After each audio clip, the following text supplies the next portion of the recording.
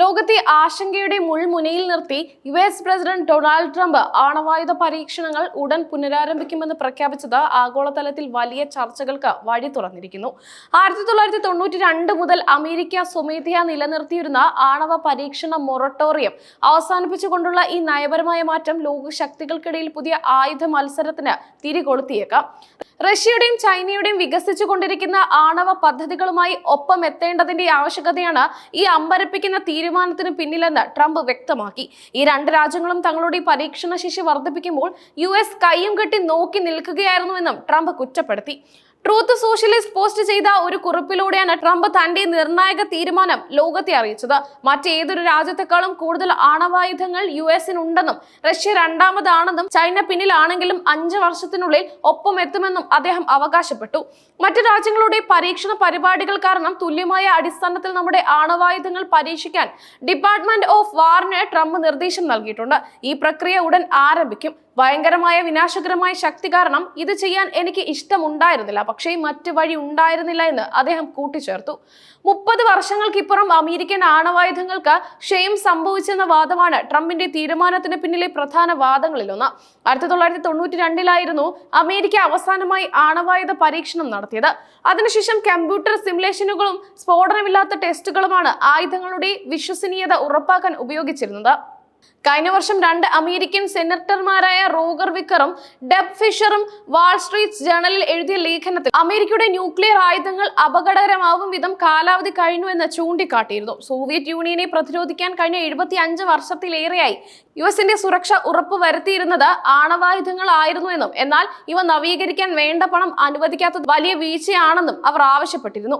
ആണവായുധങ്ങളെ ഉപയോഗിക്കുന്ന radio active പദാർത്ഥം ഐസോടോപ്പുകളുമായി വിഭജിക്കപ്പെടുന്ന DK എന്ന അവസ്ഥയിലേക്ക് എത്തുകയാണെന്നാണ് വിദഗ്ധർ പറയുന്നത്. ശീതയുദ്ധാനന്തരം അമേരിക്കൻ ആണവായുധങ്ങളുടെ മെയിൻ്റെനൻസ് കാര്യക്ഷമമായി നടന്നില്ല. അമേരിക്കൻ ഭൂഖണ്ഡാന്തര മിസൈലുകളിൽ ഉപയോഗിക്കുന്ന ആണവായുധങ്ങൾ ശോഷിച്ചെന്ന് 10 വർഷം മുമ്പ് പെൻറ്റഗൺ കണ്ടെത്തിയിരുന്നെങ്കിലും ഈ കണ്ടെത്തൽ പുറത്തു വന്നിട്ടില്ല എന്നതും ആശങ്ക വർദ്ധിപ്പിക്കുന്നു. ന്യൂക്ലിയർ ആയുധങ്ങളോട് അമേരിക്ക കാട്ടിയ അവഗണനയുടെ ഏറ്റവും വലിയ ഉദാഹരണമായി ചൂണ്ടിക്കാട്ടിയ ഒരു സംഭവം ആണവായുധങ്ങൾ കൊറിയൻ കമ്പനിയായ ഫെഡെക്സ് മുഖാന്തരം 3 സംസ്ഥാനങ്ങളിലേക്ക് മാറ്റിയതാണ്. ഇത് സുരക്ഷാ വീഴ്ചയുടെയും അലംഭാവത്തിന്റെയും ഞെട്ടിക്കുന്ന വിവാദമായിരുന്നു. അമേരിക്കയുടെ പല പോർമുരകളും ഡെലിവറി സംവിധാനങ്ങളും ജരാന്തരങ്ങൾ ബാധിച്ചു തുടങ്ങി. 60കളിലും 80കളിലും രൂപകൽപ്പന ചെയ്ത കമാൻഡ് കൺട്രോൾ നിർമ്മിതികളാണ് ഇപ്പോഴും ഉപയോഗിക്കുന്നത്. ഈ പഞ്ചൻ സംവിധാനങ്ങളുടെ പ്രവർത്തനത്തെക്കുറിച്ചും കടുത്ത ആശങ്കകളുണ്ട്. നിലവിൽ അമേരിക്ക $1.7 ട്രില്യൺ ആയുധനീവൽക്കരണത്തിന് തുടക്കമിട്ടിട്ടുണ്ട്. അടുത്ത 30 വർഷത്തിനുള്ളിൽ ആണവ അന്തർവാഹിനി മുതൽ അത്യാധുനിക ബോംബർ ജെറ്റുകൾ വരെ നിർമ്മിക്കാൻ ഈ തുക ചെലവഴിക്കപ്പെടും. ന്യൂക്ലിയർ ആയുധങ്ങളുടെ നവീകരണവും ഇതിൽ ഉൾപ്പെടുന്നു. എന്നാൽ ഈ തുക ലക്ഷ്യം നേടാൻ മതിയാകില്ലെന്ന വിലയിരുത്തലുകളുമുണ്ട്. ചൈനയും റഷ്യയും വടക്കൻ കൊറിയയും ഇറാനും അവരുടെ ന്യൂക്ലിയർ മിസൈൽ സാങ്കേതിക വിദ്യകൾ നവീകരിച്ചു കൊണ്ടിരിക്കുകയാണ്. എന്നാൽ ഈ കാര്യത്തിൽ അമേരിക്ക 10 വർഷത്തെ താമസം വരുത്തി. പാകിസ്ഥാനെ പോലെയുള്ള ചെറിയ രാജ്യങ്ങൾ പോലും 2022 മുതൽ ഭൂഖണ്ഡാന്തര മിസൈലിന്റെ നിർമ്മിതിയിലാണ് എന്നതും അമേരിക്കയ്ക്ക് തിരിച്ചടിയാണ്. ദ ഹെറിറ്റേജ് ഫൗണ്ടേഷനിലെ അനലിസ്റ്റായ റോബർ പീറ്റേഴ്സ് പറയുന്നതനുസരിച്ച് അമേരിക്കയുടെ ആണവായുധങ്ങൾ ഇന്ന് ഉപയോഗിക്കാൻ കഴിയാത്ത വിധം പഴഞ്ചനായി എന്നാണ്. 2022 ആധുനിക വൽക്കരണം പൂർത്തിയാക്കുമെന്ന് പറയുമ്പോഴും അത് 21ാം നൂറ്റാണ്ടിലെ അവകാശങ്ങൾക്ക് മതിയാകില്ലെന്നും അദ്ദേഹം പറയുന്നു.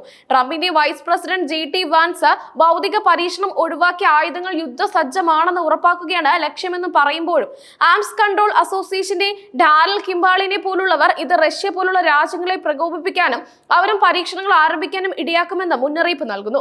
റഷ്യ അടുത്തിടെ പ്രധാന ആയുധ നിയന്ത്രണ കരാറുകളിൽ നിന്ന് പിന്മാറുകയും തങ്ങളുടെ നൂതന ആണവശേഷികൾ പ്രദർശിപ്പിക്കുകയും ചെയ്തിരുന്നു. ഈ മാസം പ്രസിഡന്റ് വ്ളാഡിമിർ പുടിൻ റഷ്യയുടെ പോസിറ്റോൺ ആണവശക്തിയുള്ള സൂപ്പർ ടോർപിഡോയുടെ വിജയകരമായ പരീക്ഷണം പ്രഖ്യാപിച്ചു. കൂടാതെ ഒക്ടോബർ 21 റഷ്യ ബുറേവെസ്റ്റിനിക് ആണവ ക്രൂയിസ് മിസൈൽ പരീക്ഷിക്കുകയും തന്ത്രപരമായ സേനയുമായി ബന്ധപ്പെട്ട വിക്ഷേപണ അഭ്യാസങ്ങൾ നടത്തുകയും ചെയ്തിരുന്നു. ഇത് US-ന്റെ ആശങ്കകൾക്ക് കൂടുതൽ ആക്കം കൂട്ടി. ചൈനയും ആയുധങ്ങളുടെ നവീകരണം അതിവേഗം മുന്നോട്ട് കൊണ്ടുപോകുന്നുണ്ട്. 5 വർഷത്തിനുള്ളിൽ ചൈനയ്ക്ക് US-നും റഷ്യയ്ക്കും തുല്യമായ ആണവശേഷിയിൽ എത്താൻ കഴിയുമെന്നാണ് US ഇന്റലിജൻസ് വിലയിരുത്തലുകൾ നൽകുന്ന മുന്നറിയിപ്പ്. ട്രംപിന്റെ ഈ പ്രഖ്യാപനം വന്നത് ചൈനീസ് പ്രസിഡന്റ് ഷീ ജിൻപിങ്ങുമായി ദക്ഷിണ കൊറിയയിലെ ബുസാനിൽ വെച്ച് കൂടിക്കാഴ്ച നിശ്ചയിച്ചിരുന്നതിന് മണിക്കൂറുകൾക്ക് മുൻപാണ് എന്നതും ശ്രദ്ധേയമാണ്. ഈ നീക്കത്തിന്റെ തന്ത്രപരവും പ്രതീകാത്മകവുമായ പ്രാധാന്യം ഇത് വർദ്ധിപ്പിക്കുന്നു. ട്രംപിന്റെ ഈ പ്രസ്താവനയെ വൈസ് പ്രസിഡന്റ് JD വാൻസ് പിന്തുണച്ചെങ്കിലും പെന്റഗൺ ഇതുവരെ ഔദ്യോഗിക പ്രസ്താവനയൊന്നും പുറത്തുവിട്ടിട്ടില്ല. എന്നിരുന്നാലും പരീക്ഷണ സ്ഥലങ്ങളെയും സമയക്രമങ്ങളെയും കുറിച്ച് പ്രതിരോധ ഉദ്യോഗസ്ഥർ ഈ ആഴ്ച അവസാന മാധ്യമങ്ങളെ അറിയിക്കുമെന്ന് പ്രതീക്ഷിക്കുന്നു. ട്രംപിന്റെ ഈ തീരുമാനം ആണവായുധങ്ങളുടെ വ്യാപനം തടയാനും നിയന്ത്രിക്കാനും ലക്ഷ്യമിട്ടുള്ള ദീർഘകാല ആഗോള ആയുധ നിയന്ത്രണ കരാറുകളുടെ തകർച്ചയ്ക്ക് ആക്കം കൂട്ടാൻ സാധ്യതയുണ്ട്. ലോകം വീണ്ടും ശീതയുദ്ധത്തിന്റെ കാലത്തേക്കോ അതിലും ഭീകരമായ ഒരു അവസ്ഥയിലേക്കോ നീങ്ങാനുള്ള സാധ്യത തള്ളിക്കളയാനാകില്ല. അമേരിക്ക ആണവായുധ പരീക്ഷണം പുനരാരംഭിക്കുമ്പോൾ റഷ്യയും ചൈനയും ഉൾപ്പെടെയുള്ള മറ്റ് ആണവ ശക്തികളും സമാനമായ നീക്കങ്ങൾക്ക് തയ്യാറായേക്കാം. ഇത് ലോകത്തെ കൂടുതൽ അനിശ്ചിതത്വത്തിലേക്കും ഭയത്തിലേക്കും തള്ളിവിടും. ട്രംപിന്റെ നീക്കത്തിന് ലോകരാജ്യങ്ങൾ എങ്ങനെ പ്രതികരിക്കുമെന്നതിനെ ആകാംക്ഷയോടെ ലോകം കാത്തിരിക്കുകയാണ്.